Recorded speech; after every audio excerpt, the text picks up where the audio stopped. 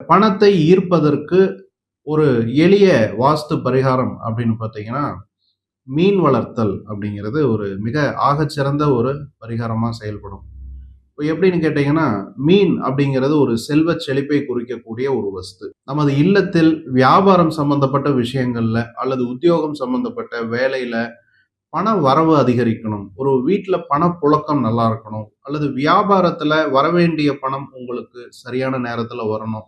அல்லது பணம் முடக்கமாயிருக்கு. அந்த பணம் நம்மளுக்கு திருப்பி கிடைக்கணும். அல்லது புதிய வழிகள்ல நம்மளுக்கு பணம் வர ஆரம்பிக்கணும். இந்த மாரி பல விஷயங்கள்ல மொத்தத்துல நம்மளுக்கு அந்த பணம்ங்கிற ஒரு விஷயம் நம்மள தேடி வரணும். குபேரர் இப்போ லக்ஷ்மி குபேரர் ஃபோட்டோலாம் நெறைய இடத்துல பார்த்திருப்பீங்க. இப்போ குபேரருக்கு முன்னால பார்த்தீங்கன்னா, மீன் அப்படிங்கிற ஒரு வஸ்து வச்சிருப்பாங்க. அந்த மீன் அப்படிங்கிறது பணம், செல்வச் செழிப்பு போன்ற விஷயங்களை குறிக்கக்கூடியது. பெருமாளினுடைய அவதாரங்களில் ஒன்றாகவே இந்த மத்ஸ்ய அவதாரத்துல பெருமாள் வந்து மீன் அவதாரத்துல தான் வர்றார். இப்ப மீன் அப்படிங்கிறது ஒரு ஆதாரம் அப்படிங்கிற ஒரு விஷயத்தை குறிக்கக்கூடியது. ஸோ அப்படிப்பட்ட அந்த மீன் உங்களுடைய வீட்ல நீங்க மீனாக வளர்க்கலாம். மீன் வளர்க்க முடியாது.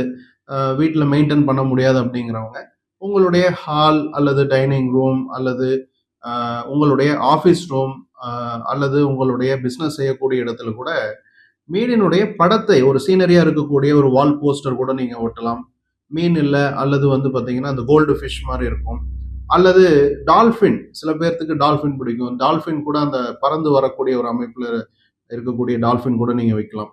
மீன் அப்படிங்கிறது கொஞ்சம் ஆக்டிவா இருக்கிற மாரி, அந்த சீனரியில அது துள்ளி குதிக்கக்கூடிய அமைப்புல இருக்கிற மாரி, நீங்க மீனினுடைய ஒரு சீனரிய வைக்கும் பொழுது, அந்த வைக்கக்கூடிய இடத்துல ஒரு பொருளாதாரம் சம்பந்தப்பட்ட ஒரு பாசிட்டிவ் எனர்ஜி டெவலப் ஆகும். ஸோ அதன் மூலம் உங்களுடைய பொருளாதார செல்வச் செழிப்பை நீங்கள் சிறிது சிறிதாக அதிகரித்துக் கொள்ள முடியும். கொஞ்சம் கொஞ்சமா உங்களுக்கு பணம் சம்பந்தப்பட்ட விஷயங்கள்ல ஒரு கிளாரிட்டி, நீங்களே பணத்தை சேமித்து வைத்துக் கொள்ளுதல், அல்லது தேவையில்லாத செலவுகளை தவிர்த்தல், அல்லது புதிய வருமானத்திற்கான வாய்ப்புகளை ஏற்படுத்திக் கொள்ளுதல்.